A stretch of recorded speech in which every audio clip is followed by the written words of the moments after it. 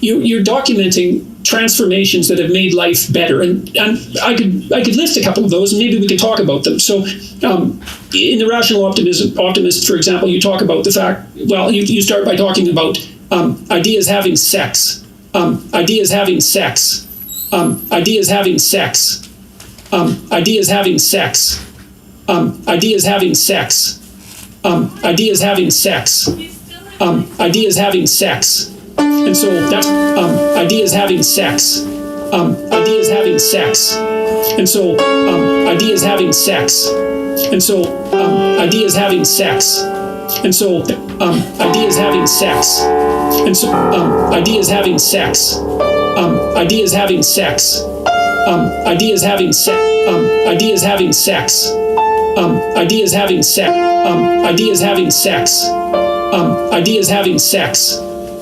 Ideas having sex. And so that's a form of reciprocity, I would say. That's the exchange of information rather than goods. But information is exchangeable for goods. And so in some sense, it's the abstract equivalent of the exchange of goods. Yeah, but in a sense I'm being much more literal even than that, because sex is the process by which genes get shuffled, and you recombine genes with new combinations. So you've got a gene for fur in one reptile, and you've got a gene for milk in another reptile, and you bring them together and you've got a mammal that has both fur and milk. And that couldn't happen without sex, because they'd stay in separate lineages. So sex is the process that enables genetic novelties to find each other and combine. It's what makes evolution cumulative, in effect. And I'm saying that exchange has exactly the same role in innovation. That one tribe can invent, one gadget, and another tribe can invent another gadget, and you can't bring them together unless they're trading. And the trading is what enables you to make culture cumulative. To start to say, well, I'll have that invention that was made in California, and I'll have that invention that was made in China, and I'll actually be able to benefit from both of them. So it's a very explicit metaphor. I mean, it's a flippant, attention-grabbing phrase, ideas having sex. I used it for the title of a TED talk, and it really caught on. And the next tech meeting I went to, they were giving out badges saying, whose ideas have you had sex with? Well, we do talk about further conversation. We do. And we talk about cross-fertilization. Yes. And, well, you hope that someone who's specialized in one area can talk to someone who's specialized in another, and that at the border where there are specialists, new ideas can be generated. I mean, I've seen that over and over. We're talking to, we're looking for scientific invention. It's one of the things that's happening in the field of psychology over the last 10 years is that a lot of our radical innovations, especially on the methodological front, have been using, let's say, engineers being trained as psychologists and bringing what they do as engineers into the field. So a lot of fertile intellectual activity happens where two fields together, so to speak. That's right, and some of the great breakthroughs in biology come from physicists moving into biology. You move from when ideas to sex to the idea of better today. I was actually reading something, if you don't mind, from the book from page 12, which I like very well. I suppose it's funny, but it's sort of right. So there are people today who think life was better in the past. They argue that there was not only a simplicity, tranquility, sociability, and spirituality about life in the distant past that is being lost, but a virtue too. This rose-tinted nostalgia, please note, is generally confined to the wealthy. It is easier to wax allegaic for the life of a peasant who do not have to use a low drop toilet. Imagine that it is 1800 somewhere in Western Europe or Eastern North America. The family is gathered around the hearth in a simple timber-framed house. Father reads aloud from the Bible while mother prepares to dish out a stew or even noodles. The baby boy is being comforted by one of his sisters, and the eldest lad is pouring water from the pitcher into the earthen meals on the table. His elder sister is feeding the horse in the stable. Outside, there's no reason to try to clear the drug dealers and the houses where they go out and field and find the cow's milk. That was true. The bird sings outside the window. We don't know the next section too. It's a very interesting part because it speaks to something that I think has a dramatic origin to ecological technology, which is the idea of the simple life where everyone is living in harmony with nature and the depredations of culture have not yet manifested themselves. And it's Rousseauian, isn't it? It's Rousseauian, but it's deeper than that as well, because it actually reflects the truth, is that there is a purity about individuals that can be corrected by society. I was taking the reverse position as well. If you get things balanced, and then you add a corrective to this, which is what comical. Please, this is one of the better off things in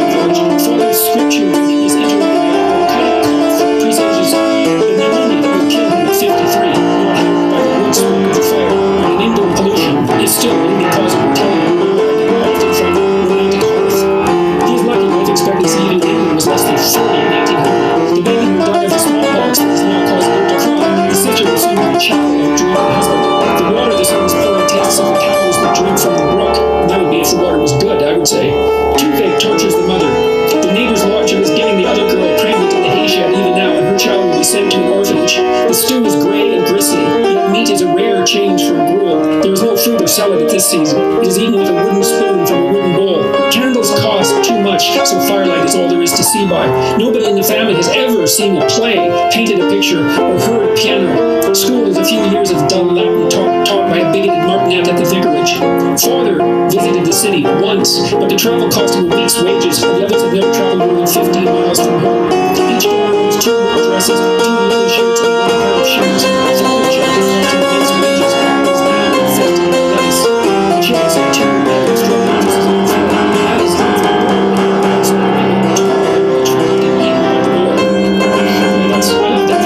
section. It's quite comical in a dark and tongue-in-cheek sort of way, but it's a great corrective to the foolish romanticism that characterizes people's longing for even the real past.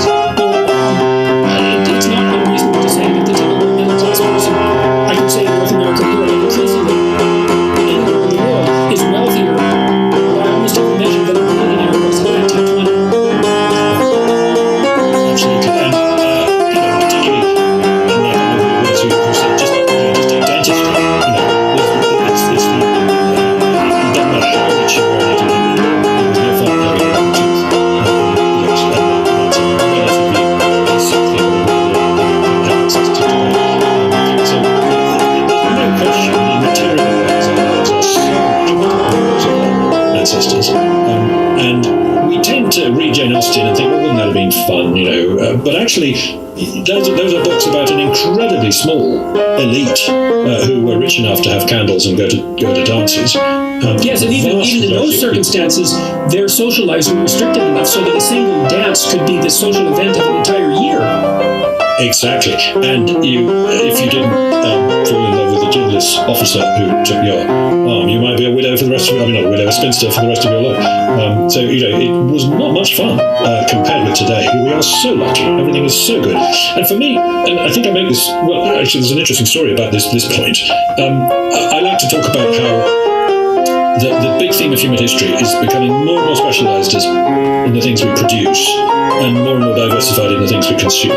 So you actually, your jobs get narrower and narrower, more and more specialised, but your life gets richer and richer, because you can consume, movies and exotic foods and all these different things. That's a great antithesis to the Marxist notion of alienation in labor, right? Because one of the things that's attractive about Marxism, and it's understandably attractive, there's 2 things, I think. One is the emphasis on the unpleasantness of inequality, but the other is the idea of alienation from the creative product.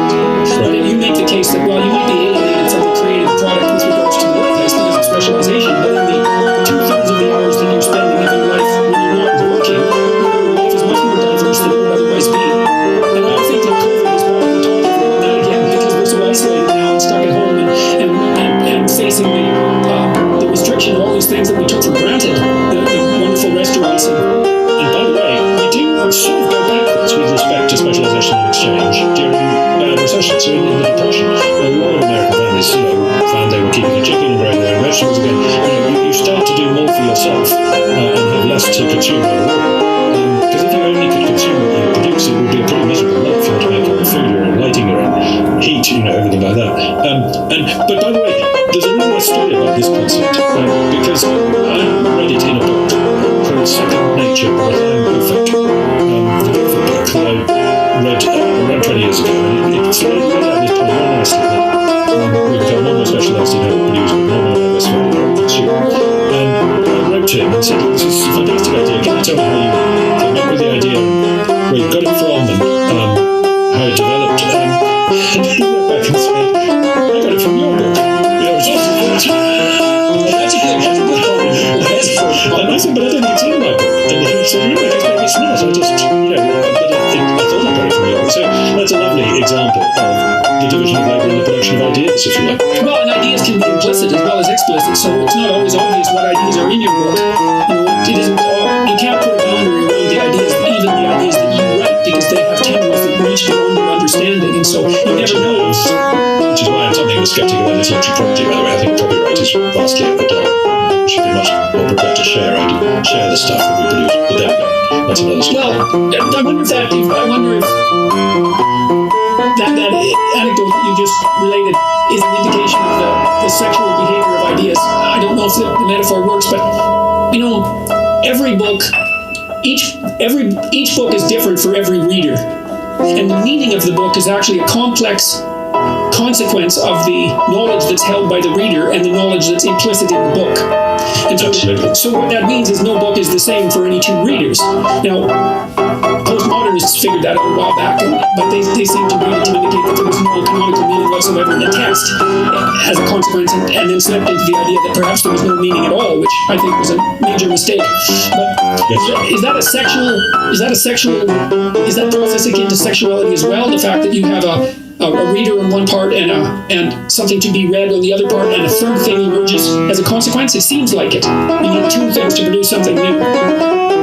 Yes, I think that is equivalent. I mean, we're talking books here, but if we were talking gadgets, it would be much more explicit. I love telling the story about how the pill camera was invented. It's something you swallow, and it takes a picture, a film of your insides as it goes through. And it came about after a conversation over a garden fence in Boston between a gastroenterologist and a guided missile designer. That's a very good example of the generation of ideas at the border between two specializations. Right? You wouldn't necessarily and you wonder too if there's a particularly robust ideas emerge as a consequence of people from very disparate disciplines talking. That would be there's in my latest book I talk about a website called Innocentive, where you can post your problems. If you're a company that's got a technological problem you can't solve, you can post the problem and say, look, does anyone have a solution to this? And there are ways of rewarding people who answer, yes, I've got the answer for you. It's quite well set up. And a study of the successful solutions that have been provided on this website found that most of them had come from people completely outside the field. So it really was a case that you needed a fresh mind with a different training to look at the problem from a different direction. So I think all this goes to show that we are more than the sum of our parts. We operate in the cloud. Our ideas are again that lovely thing that Leonard Reed said that if you take a pencil, there are millions of people who contributed to making it because somebody had to cut down a tree and somebody had to grow coffee for the man who was cutting down the tree, and the wood had to go to the factory and so on. There's incredible number of people involved in making the pencil. Not one of them knows how to make a pencil. There isn't a human being on the planet who knows how to make a pencil, because the person who knows how to work in a factory doesn't know how to cut down a tree, and so on. The knowledge of how to run the human world sits in a cloud, and has done since long before the internet cloud was invented. It sits between brains, not within brains. Why do you think then? Look, I mean, we've been batting back and forth the idea that virtue itself is tightly associated with trade. That in some sense they may not be distinguishable from one another. Fair trade in some manner is virtue, especially fair trade across long spans of time, and maybe fair trade across long spans of times with diverse communities.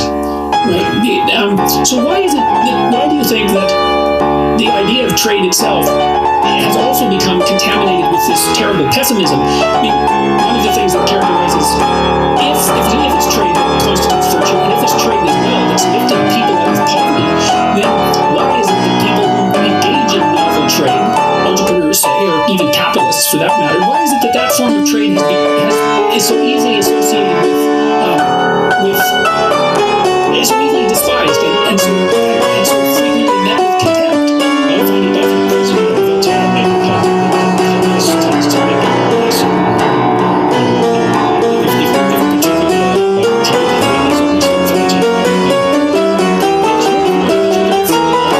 as a responsibility, then that seems to be a good thing. It's a good thing to have in our lives today.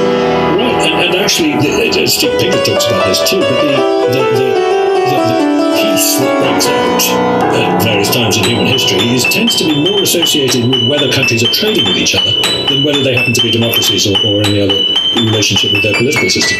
So it's the degree of trade really does make a difference to how peaceful things are. It doesn't stop war breaking out between countries that are trading with each other, but it's now acted in the 20th century. You've got a period of huge protectionism that precedes the Second World War.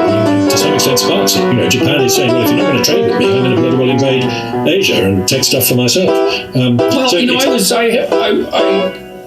thought it was of dubious. Entering into trade with communist China was a big risk on the part of the West. Yeah. And when that first started to happen, it was something that, I was interested in and also concerned about, but mostly curious about, because on the one hand, you could say, well, why would you trade with a totalitarian state, a cruel totalitarian state, a murderous totalitarian state for that matter. But on the other hand, you could say, well, maybe it would be better off for everyone if the Chinese were dirt poor and starving, and if they depended on us in a mutually beneficial manner. And I would have to say that despite the fact that the Chinese Communist Party still rules with an iron fist, that it's probably been better for everyone, all concerned, that extensive trade with China has taken place. I know the North American and European working class has taken a major hit because of that, although they benefited from cheap manufactured items for sure. But you've got to think a Chinese population where no one is starving and that's completely engaged in trade with the West is a more reliable long-term partner than one that's isolated at home and pursuing its own destiny. I certainly thought that until recently. I thought that our best chance of turning them into liberal democracy was to trade with them. And after all, it was a great deal for us. We gave them, as Tony Drago put it, we gave them pictures of presidents and they gave us goods and services. And there was money.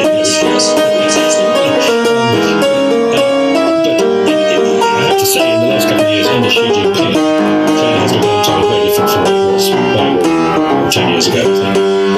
And I think we are reaching the point where it is a problem that we are buying goods off a regime that is doing terrible things to Hong Kong, to the Uyghurs. And there's a moral quandary there, but it still seems to me even that a China that holds a substantial amount of Western debt is much less likely to upset the apple cart than a China that doesn't.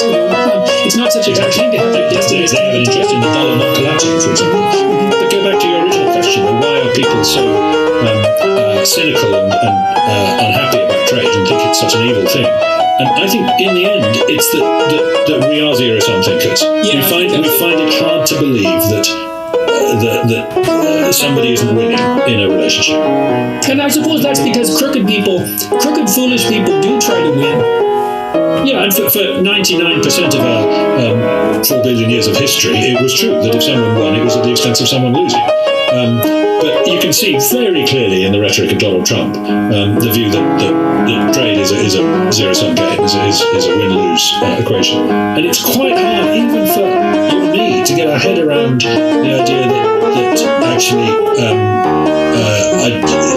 yes, I've driven a good bargain in buying a car or a house, but maybe I'm ripped off, who knows, Well, I guess, okay, so part of the problem is that fair trade can revert to a crooked zero-sum game quite rapidly, and so we're on edge because of that. But I mean, people still pursue long-term relationships and they still pursue friendships. They still make the assumption that reciprocal interactions are not only possible, but also part of what makes life worth living, a really important part. And it doesn't seem that complicated to I guess it's the difficulty of extending that outward towards non-kin or even strangers. But it's a remarkable thing that that's possible. It'd be nice if we were more grateful for it than we are.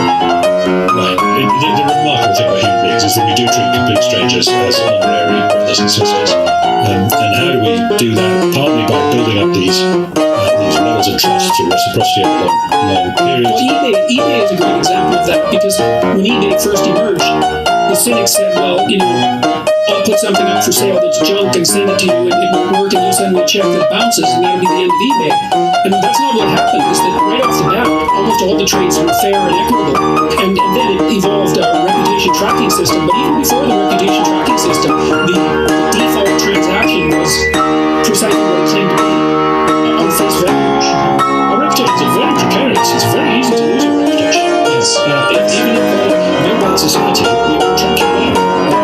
That's even maybe more true in society now, because you can lose your reputation very easily with one misstep on Twitter. That's certainly true. Yes. Well, it's also interesting to see how sensitive people are to reputation maintenance, because I've watched this intently over the last 4 or 5 years. You see people who post something, for example, on Twitter, and then a small mob generates itself around them, and it might not be more than 20 people who are complaining about this particular post, and almost inevitably the person will back down with profuse apologies and show every sign of severe emotional distress. And I suppose in fair law, I suppose it's akin to, in some sense, it's the electronic equivalent to having 20 neighbors show up on your doorstep. You'd assume if you were a reasonable person and you might have done something wrong, even though the analogy doesn't really come true. If you're communicating with 150,000 people and you upset 15 of them, it's really difficult to say exactly what that means.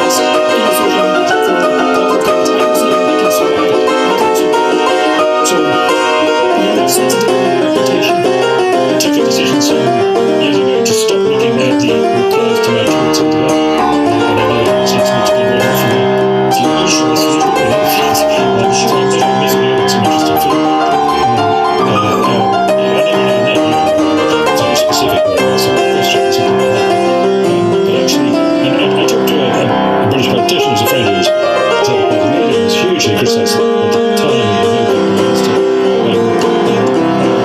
I said, "Do you really want to put thick skin who's just doing politics 20 years later and actually, being successful prime minister, become the subject of patriotic cartoons and all sorts of stuff?" And he said, "Nobody develops a thick skin. You just learn to ignore this stuff." And the politicians who decide not to ignore it have to answer back just by themselves. It's to be worked with a favorable nervous system too, and to be low and trained autism, so you're not as sensitive to negative information. So the thick skin might be probably different. I suspect the things you want to maintain themselves over long periods of time in the face of criticism are relatively robust when it comes to their physiological response to threat. Well, something I really admire about you is your ability to remain cool under pressure. When Kathy Newman is trying to rile you on Channel 4 News or something, you remain logical. I would get, my heart rate would go up, I would start to bluster, I would stop thinking, and I would say sort of stupid things that I would regret. Is that something you learned, or No, it's very funny because I just hate it. It's so stressful. I find that so unbelievably stressful. But fortunately, I think it's probably a consequence of being trained as a clinical psychologist. right? Is that I can detach myself and watch. But that doesn't mean the physiology isn't racing. It's racing. And it's definitely the case that it's a very strange thing because the negative interviews that I've conducted, interviews where people were attacking me, let's say, have garnered far more views than the positive interviews. So in terms of impact on my reputation, the negative interviews have been more beneficial than the positive ones. Yeah, but that's partly because you performed well in them. Anyone can perform well when they're being interviewed nicely, as you are interviewing me nicely now. It's the sheep from the goats, or the people who can remain cool under pressure, as you do. I think it is a consequence of clinical training. Because I can snap into an observer mode and detach myself in some sense from what's going on. Partly because I know as well that it isn't clear what's happening. It might be a battle, but it's not necessarily the war. And so being under attack doesn't necessarily mean that you're being defeated. It's something like that. But that's a rationalization of the ability to detach. But I do think it's the clinician in me that allows for that. Well, the old bomber pilots remark that if you're taking flak, you're over the target. Is some comfort in this. Yeah, well, yes, at least there's a possibility that that's true. So I want to ask you some more specific questions, or not precisely that. I would like you to discuss more specifically, if you wouldn't mind, some of the things that you've outlined as so intensely positive. And I can throw out some reminders. These are chapter titles from The Rational Optimist, and maybe we'll move to How Innovation Works. You talk about feeding 9 billion, for example, that's a remarkable story, and I've read it in various sources. But we have biologists in particular in the 1960s were absolutely certain, Paul Ehrlich, for example, that we were all going to perish of starvation if starvation combined with an absolute dearth of raw materials by the year 2000. And that hasn't happened. Now, the biologists might say, the Malthusians might say, well, we got the time frame wrong by a couple of decades, but, the other shoe is still going to drop. But nonetheless, when you make a prediction, you have to include a time frame, or it's not a prediction. Well, no, but they can't even really make that claim, because during that period, not only have we, since the early 60s, we've doubled the human population, but we've slightly shrunk the amount of land we put under the plough every year. There's been a 68% reduction over 50 years in the amount of land needed to produce a given quantity of food. That's the most extraordinary phenomenon. It's basically the story of the Green Revolution. You make the case there, too, that without that occurring, and that is a consequence, you go into the Green Revolution to some degree, because lots of viewers won't know about that, unbelievably, even though it's arguably the biggest story of the last 50 years in some sense. You make the case that had the Green Revolution not taken place, so that was partly a consequence of careful breeding of new foodstuffs like dwarf wheat and the manufacture of nitrogen-fixing fertilizers, we would have already used up land space equivalent to more than the entire Amazonian rainforest. We would have converted virtually all arable land on Earth into food production, and we haven't done that. And in fact, I believe now there are more trees in the Northern Hemisphere than there were 100 years ago. Well, that's definitely. The whole world is now reforesting fairly rapidly. And so the world is net reforesting. Some places are still losing forests, but on the whole, it's like China, we're gaining woodland at extraordinary rate. Yeah, China has more land now than it did 30 years ago, despite the fact that the Chinese government just declared the eradication of extreme poverty in China. And, you can be cynical about that and claim that it's totalitarian, what would you call, posturing, but it's certainly the case that even by UN standards, we're on track to eradicate extreme poverty according to the UN definition of extreme poverty by 2030, and we've halved it since from the year 2000, I believe, to the year 2010. It was cut in half, which is absolutely phenomenal. 60% of the world was lived in extreme poverty when I was born. Today it's less than 10%. That's the greatest achievement of any human generation ever.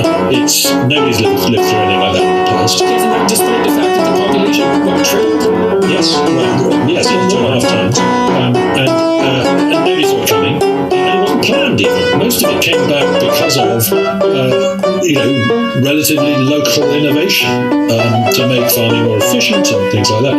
And the amount of calories available per head have gone up on every continent, including Africa. There is still extreme poverty and extreme hunger and malnutrition and nutrient shortages and so on. But the thing I always say to environmentalists is, why do you think it would motivate people to tell them that this problem is insoluble? Why not say, look how well we've done in the past, why don't we try and do just as well in the future? This is very much the case. This is something that really confuses me too, because I partly generated a UN report, contributed to a UN report about 6 or 7 years ago on sustainable development, and I had the same sort of realization that you described, was that on all these dimensions where we were supposed to be careening towards catastrophe, we were in fact doing better and better, with the possible exception, I think, of oceanic management, but we don't have to get into that. It's a oceanic management, it's a catastrophe, but it can still be rectified, and it seems to be a tragedy of the commons catastrophe. Yeah. And in any case, everywhere I looked at the actual statistics, the evidence was that things were getting better fast, and like really fast, fast in an unparalleled manner. But what really got me was that the evidence, as far as I can tell, is clear. That as soon as you make people rich enough so that they're not living hand to mouth, then they start to become concerned with environmental degradation. And so the biggest contributor to pollution, you can make a case, a strong case, the biggest contributor to pollution isn't wealth, but poverty. And that if you raise people out of poverty, then they start to manage their environments properly, because they can afford to look at the long run. And so you think that for the radical types who are hyper-concerned, according to their own self-description, with poverty and oppression as well as environmental degradation, that they would look at the facts and say, oh my God, we can have our cake and eat it too. The faster we make people rich, the better off the planet is going to be. This is so clear to me, and it's so hard to get across to a lot of environmentalists. And by the way, there's a word I want to introduce to the conversation at this point, which is Panglossian.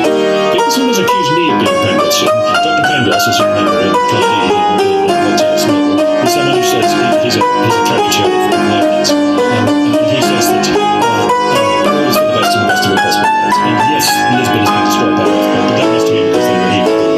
God wouldn't do a bad thing. And it's a very silly argument to be bamboozled by Voltaire. But actually, the people who say that now are not you and me. We're saying, good as this world is compared to what it was, it's a veil of tears compared to what it could be if we press on. We're not saying we've got to the best possible world. We're saying let's keep going. But the people who are saying that are saying, oh, we mustn't do any more development. Oh, we must make sure that people still live in mud huts. You outlined, indicating that one of the responses by the catastrophists, let's say, of the 1960s was to write off places like India and proclaim that even aid was futile because all you were doing was encouraging increasing starvation in the future. When I was writing The Rational Optimist in 2010,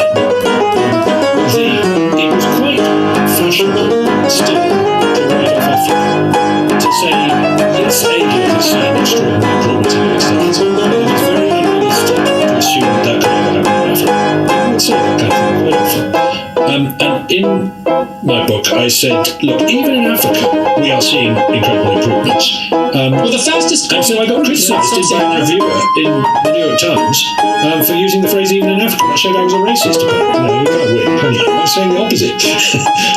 But now, 10 years on, Africa's had an incredible decade, actually. Much better than the West, which has had a rather grim decade of low productivity and the overhang of the Great Recession and so on. But, countries like Ethiopia have doubled their income per capita in real terms in a decade.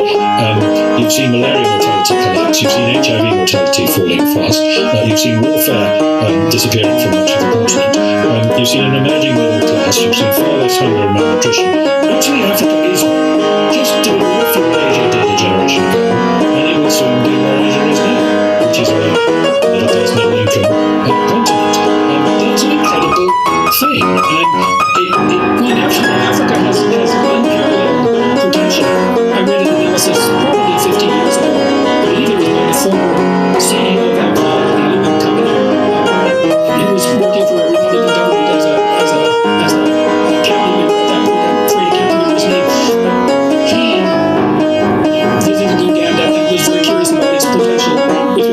agriculture, it calculated, first of all, Uganda apparently sits on a water table that's only about 200 feet down, and it's very fertile. He calculated, maybe this wasn't his calculation, but he reported that Uganda alone could feed all of Africa. Yeah. And so there's no reason to assume that, despite the fact, for example, I think it's Nigeria is on course to be the world's most populous country by the year 2100. I think the demographic projections are that it will surpass China by that point. Yes, I believe that's true. Now, that's quite an interesting thought, isn't it? Now, I mean, just to cast your mind forward to the year 2100, I think we will be producing food, an awful lot of it from factories. By factories, I mean vertical farms, indoor, LED-lit, multi-story operations. Why LED lit? Why LED lit? Because LEDs are so cheap, they use so little electricity and produce so little heat that you can actually start to make indoor farming make sense. Because light was the big problem for farming. You had to be outdoors for the light because the plants don't grow except in sunlight. But the LED revolution has made a big difference there. And I can imagine us having basically some indoor farms the size of Uganda that feed the world, and the rest of the planet. Yes, we'll have hobby farming and we'll have grass-fed beef here and there and so on. But an awful lot of the rest of it will be one giant national park in which we will allow nature to thrive and allow people to operate as tourists. I mean, increasingly ecologically pristine areas pay for themselves with tourism, and so that brings them into the economy, which is another circle of preserving. And I suspect we'll bring back some extinct species. So you talk as well about, I'm going to list a few things. So you talk about feeding 9 billion, and that's become a possibility. You talk about the triumph of cities and the escape from Malthus. So maybe we can talk about that briefly. And the end of slavery as well, which that's a lovely one because that's unheralded, I would say, partly because I think people don't really understand how universal slavery or near slavery was across civilizations for the entirety of human history. So, triumph of cities. Moving into cities. Cities are where innovation happens on the whole. They're disproportionately innovative. The bigger they are, the more efficient they are in some sense. They have fewer gas stations, fewer means of purpose and cities, obviously, concentrated. More than half the world now lives in cities. That leaves the rest of the landscape trampled. Cities only occupy about 3% of the world's land surface. So actually, it's a good thing. Yes, some of us like to live in rural areas rather than in cities. But those of us who want to can do that. Cities are where people come together and they mix and they have ideas and they produce baby ideas. So it was the city-states of ancient Greece or the city-states of Renaissance Italy that really drove the world economy in that day. Likewise in Britain in Victorian times or California today. California is 2 great big city-states, Los Angeles and San Francisco, effectively. So I think the fact that the world is becoming more urbanized, or was until the last year, it'll be interesting to see whether city centres really do lose their allure after the pandemic, because a lot of businesses have discovered that they don't need to pay for expensive real estate.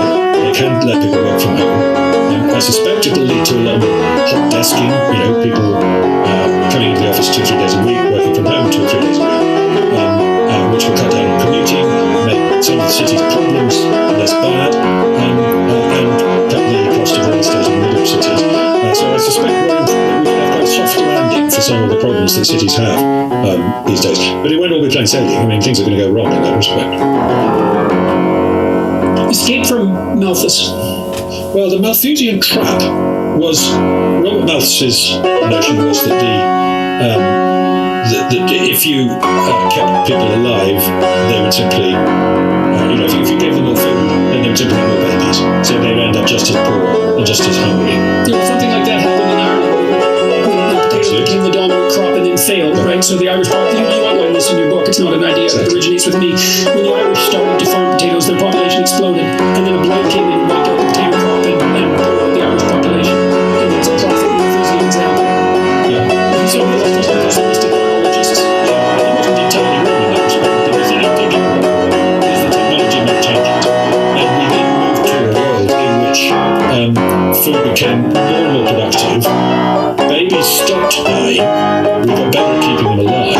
And weirdly, once they stopped dying, people people started having fewer of them. And this is a phenomenon called the demographic transition that took us really by surprise. If you stop baby rabbits dying, they have more babies. But if you stop baby human beings dying, people say, right, I'm not going to try and have as many kids as possible in the hope that a few survive. I'm going to have two and try and get them through That's college. another thing that's occurred very, very rapidly in the last few generations that no one predicted, is that the rate of reproduction has plummeted, and increasingly across the world. It looks like as soon as you educate women, open up the marketplace to them, and provide a modicum of birth control, as well as the other improvements in living standard that you described, that the birth rate plummets to below replacement. Now, in an awful lot of countries are going to have problems with below replacement fertility in this coming century, which means that you've got a very aging workforce, which won't be able to afford retirement because there's not enough working people and so on. So that's another problem you've got. But it's better than a population explosion continuing to the point where there's 20 billion people trying to live on the planet, which is what we were worried about 40 years ago. I think the projections now are that we're going to peak out at about 11 billion, something like that. That's the UN median projection, but a lot of people think it's overblown, actually. The numbers, if you run the numbers with sensible, a lot depends on how fast the Nigerian birth rate comes down, as you said earlier. But with a sensible assumption, we might not even get much past 10 billion. Well, it'd be really quite remarkable if an emergent problem for the latter half of the 20th century was that there was too many goods and not enough people. And that can easily be the case. Especially not enough young people. So maybe the answer to Malthus is sort of hidden in some sense inside the presumptions you make in your book. So maybe we can posit as a general biological rule is if the rate of sexual reproduction of ideas exceeds the rate of sexual reproduction of human beings, then there's no Malthusian catastrophe. That's a very nice way of putting it. I think that is exactly the point I'd like to make. Yeah. It's possible. It certainly seems to me to be possible, given that we are clearly able to make more and more using less and less. And there's lots of things that we're not doing that we could do that you also touch on. One of the things that strikes me as somewhat catastrophic is the tragic underdevelopment of nuclear power. I've spoken with a number of people about the possibilities of nuclear power, and you point out in I think it's in How Innovation Works actually, that there are no shortage of plans for much smaller nuclear reactors that don't use water as the primary coolant, that use salt or some other substance like that, certain salts, and that if they fail, they actually shut down rather than melting down. And so that's another example, I think, of where the environmentalists, it's a broad brush, but the environmentalists got things seriously wrong, and we're still doing so, because as far as I can tell, if you wanted, the question is, what do you want? Like, if you want cheap power of the sort that would make people rich enough to start caring about the environment, it seems to me that you would be a nuclear power supporter rather than a supporter of solar or wind power, which I think only still accounts for about 3% of total energy needs. That's true. People say, oh, no, that's wrong, it's more than 10%. And you find out referring to electricity, but electricity is only about 25% of energy at the moment, so it's around 3% comes from solar and wind. But the real problem with solar and wind versus nuclear is still horribly expensive because of the way we've regulated and driven up its price. So our problem is how to get the price down. But the real problem is the amount of land that solar and wind use, because they're very low density sources of energy. So you have to have a lot of land, and you need more land than there is. Even Canada's hardly got enough land to produce renewable energy for its population. And frankly, that's going back to a medieval economy where you had to use the landscape to produce energy. You had to dam the rivers and grow the crops that you and cut down the forests, to burn. Well, it's not obvious either that wind farms aren't a blight on the landscape. I'm afraid they are. They're terrible for birds. I'm a keen bird watcher. I don't like the idea of these birds being devastated by onshore and offshore wind. And one farm spends the first 7 or 8 years of its life earning back the energy that went into building the wind turbine. And only after that is it net positive. And even then, it's a huge investment of capital that could be doing something else. The point about energy is that it's the master resource. It's the thing that everybody else needs to use. So you want to make it as cheap and as reliable as possible. Yes, exactly. And that should be said over and over, that if you were, it seems to me that if you were truly concerned about the planetary fate, let's say, or even more precisely, the fate of the people on the planet, then you would do everything you could to drive the cost of energy, including the externalized costs, to something as low as possible. Because it's the prerequisite for everything else. And starving people aren't, we already talked about this, but starving people aren't good planetary stewards. So even if you notice, Jordan, you and I have now slipped into a slightly pessimistic mood in that we're finding the energy policies of our countries rather stupid. Yeah, it's probably because we're old enough so that a 90-minute discussion starts to become tiring. Well, there's that, but also, the identity politics stuff, the anti-enlightenment mood of our times. I can make a case that we might just be about to kill the goose that has been laying with golden eggs. Well, I truly think we should avoid going there. And I've thought about this a lot, watching people respond, for example, to some of the things that I've been talking about over the last few years. There's a huge population of young and not so young people out there who are literally starving. They're metaphorically starving, they're psychologically starving for a positive but believable story. And I think that, as you pointed out, we could decry the state of modern politics and concern ourselves with the fact that counterproductive economic and social policies might be put in place for all sorts of ideological reasons. But I actually think a much better use of our time is in the kind of enterprise that you've already pursued, which is to produce a robust counter-narrative that's thoroughly grounded in, to the degree that that's possible, thoroughly grounded in the facts. We can say, look, forget about that. Forget about the pessimism. Forget about the policies that pessimism will drive. We could make the assumption that we can have our cake and eat it too. We can eradicate poverty. We can constrain relative inequality to the point where societies are stable. And we can produce a massive increment in environmental quality. And all that's within our grasp if that's what we want within the next 100 years. Absolutely. I mean, you've devoted the last 30 years of your life, at least, to exactly that message. And I think that's a much more powerful solution than being pessimistic about the counter positions. People need a better story. Right. You're dead right. Thank you for reminding me that that's what I think. Yeah, exactly. Well, it's easy to get tangled up, because and politics, especially moment-to-moment politics, can tangle you up badly and knock you off your central axis. And your work, this is probably a good place to end too. Your work is refreshing in that regard. There's other people who are doing this sort of thing too, like Bjorn Lomborg, for example, and Hans Rosling, who are and Marion Tooby, who are informed optimists. Yeah, both Bjorn and Hans were huge influences on me, and very sadly, Hans Rosling's no longer with us. But it was a true. I think Bjorn's book was a true eye-opener to me. It was about the same time I was starting to think along the same lines. And an eye-opener to him too. Exactly. Yeah. So I think that would be a good place to leave it, and we can say, look, to the people who are listening to this, there's no reason for a counterproductive and anti-human pessimism. We can have a planet where there was enough for everyone, and where there was enough for the non-human inhabitants too, to contribute to making life rich. And there's no reason not to aim for that. And there's absolutely no reason not to assume that it's within our grasp. So we want to aim properly, and we can have what everyone seems to want, whether they're on the right or the left, when you're thinking properly, which is an eradication of absolute poverty, so no one is forced into penury and starvation, and no children fail to develop. We can reduce the impact of relative poverty, which is an intransigent problem, but not unaddressable. And we can restore, to a large degree, or maintain a sustainable ecology around us. And we don't want to forget that and drown in our threat sensitivity. But we do it by development, not by entertainment. Yeah, we do that by faith in human, by faith in human beings, fundamentally. And I think that faith, I don't think there's any reason for that faith to be unwarranted. We're not a plague on the planet. There's no reason to assume that. So, anyway, thank you very much for agreeing to talk to me today, and for talking to me, and also for your books, which they're uplifting in the proper manner. You can read them and you can say, good for us, man. We're incrementally making the proper sacrifices to lift everyone's standard of living everywhere, and more power to us.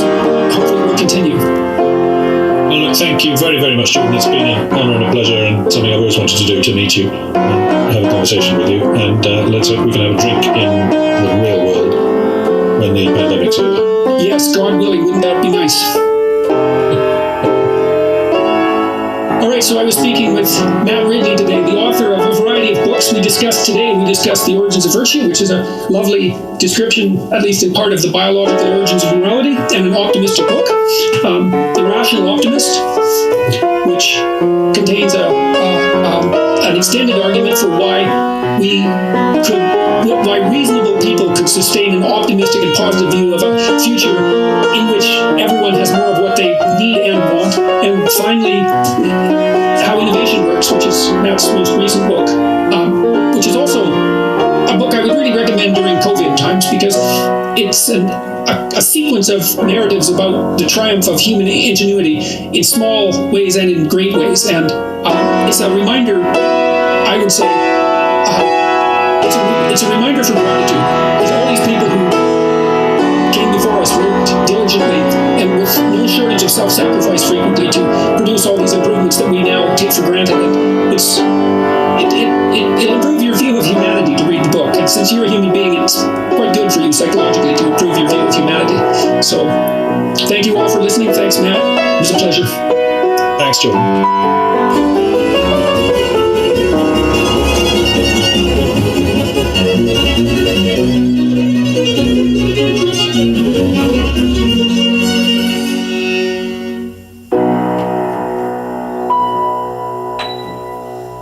Hello everybody, welcome to a new episode of The Dissenter. I'm your host Ricardo Lopes, and today I'm joined by Dr. Stanley Fish. He's Professor of Law at Florida International University and Visiting Professor of Law at Cardozo Law School. He has authored over 200 scholarly publications and books, and his books include the ones that we're going to focus the most on today. There's No Such Thing as Free Speech, and It's a Good Thing Too. And the first, How to Think About Hate Speech, Campus Speech, Religious Speech, Fake News, Post-Truth, and Donald Trump. So, Dr. Fish, welcome to the show. It's a pleasure to have you.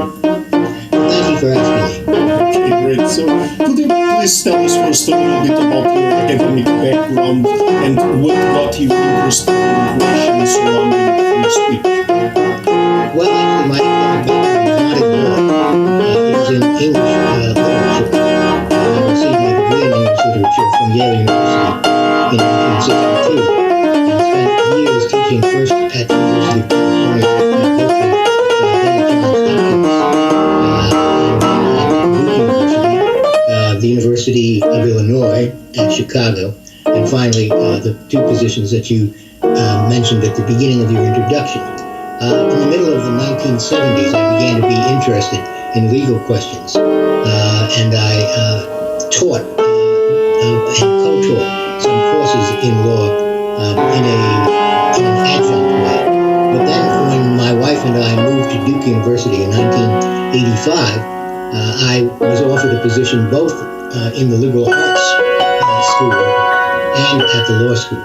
So then I became half-time law professor and half-time professor of English. And later, after I was at the University of Illinois at Chicago, I became entirely a professor of law and do not any longer teach in the liberal arts school. The link between literary studies and legal studies was the question of interpretation and evidence and the nature of texts. So those questions, of course, are shared by the two disciplines, and that was how I became interested in the law. And specifically about free speech, what got you interested in that? Well, I guess back in the early 90s it would have been, or perhaps in the late 80s, early 90s, I had some occasion to teach a few cases in the jurisprudence of freedom of speech, and I was struck at the time by how odd that jurisprudence seemed to me, and how that there was a gap, a distance between the rhetoric of free speech with its celebration of classical liberal values and the way in which free speech jurisprudence actually worked. And so then I wrote my first essay on the subject, which was called There's No Such Thing as Free Speech, and It's a Good Thing Too. And then I continued to be interested in the matter, writing a number of essays through the years, and finally last year, 2019, the full-length book, the first. So, how would you define free speech, and is the definition important to understand your position on free speech? Yes, it is, because my position is that one cannot define free speech because it is not a single fixed thing that will sit still while you pay attention to it. Instead, free speech varies. The features of what we call free speech vary with the situations in which it's invoked. There's no one free speech doctrine which then is applied in many situations. Instead, there are many situations in the context of which something called free speech takes a certain shape, but it's a shape specific to that context, rather than some abstract entity called a political matter? Yes, it is, because since there's no such thing as free speech as an abstract value, any form that free speech takes, as I said a moment ago, it will take in the context of some situation, and all human situations are involved politically in some way or another, in the sense that there are always more than one way to look at a situation and to evaluate it. In the context of free speech questions, what this means is that the definition is included in free speech will, as I said earlier, depend on a particular historical situation in which it's invoked. And since that situation will always, in some strong sense, be a political one, free speech will always be a political value. So in your work you distinguish between free speech in principle versus free speech in practice. Tell us about that. Well, I wouldn't say that so much as I would say there's no such thing as free speech in principle. And what you have are the many practices in which someone invokes the concept of free speech. Now, a lot of people who work in this area, other scholars, believe that there's a free speech principle, and they're always in search of it.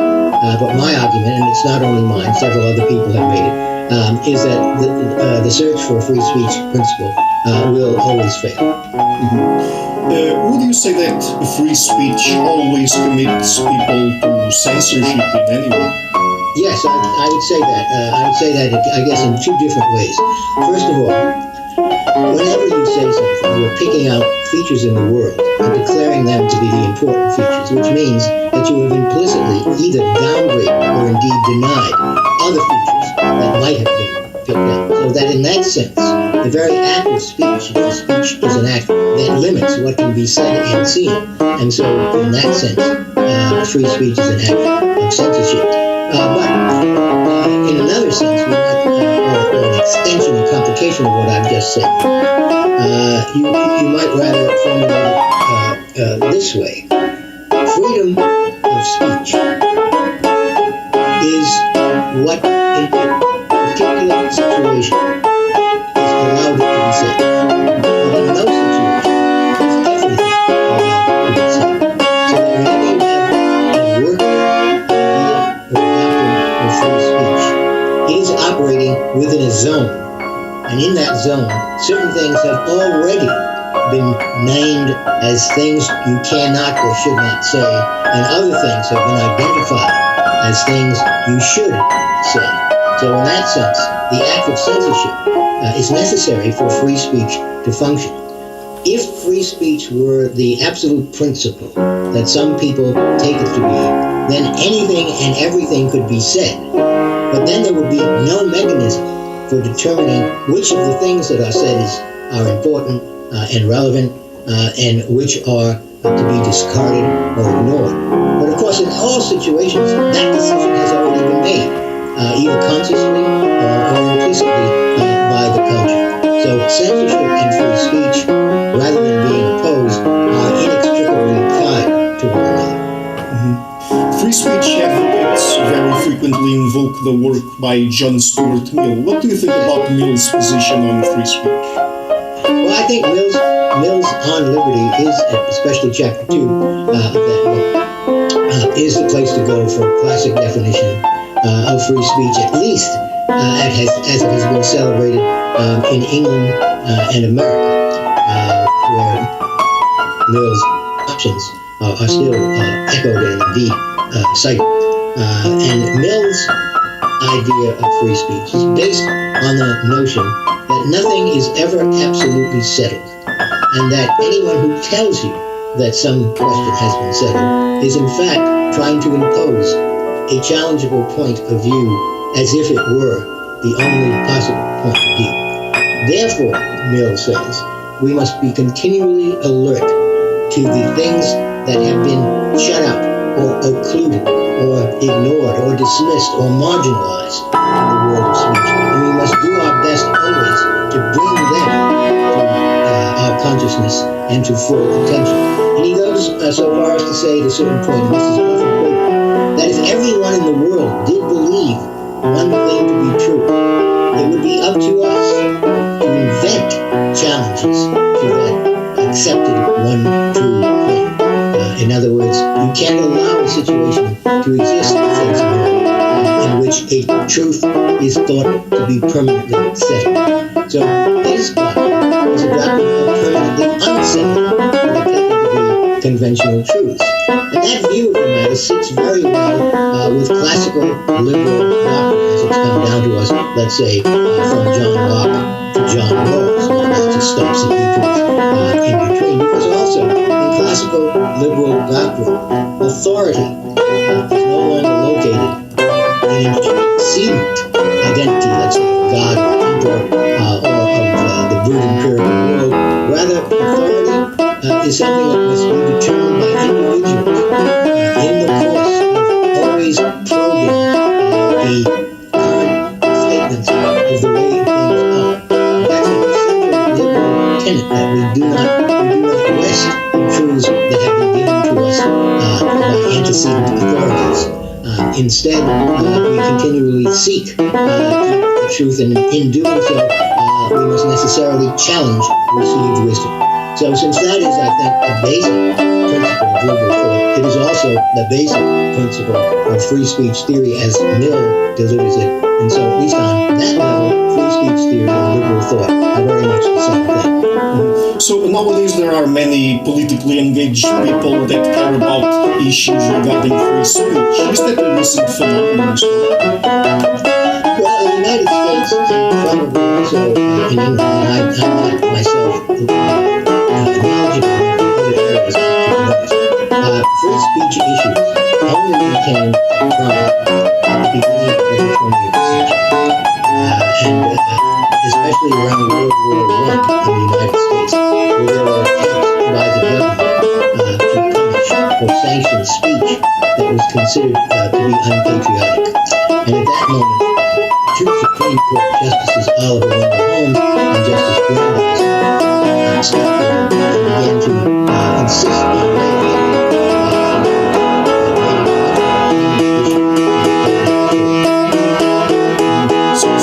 Would you say then that from an historical perspective it's a very recent political phenomenon? Well, yes, at least as one that carries the resonance that freedom of speech now carries, not only in the United States and England, but all over the world.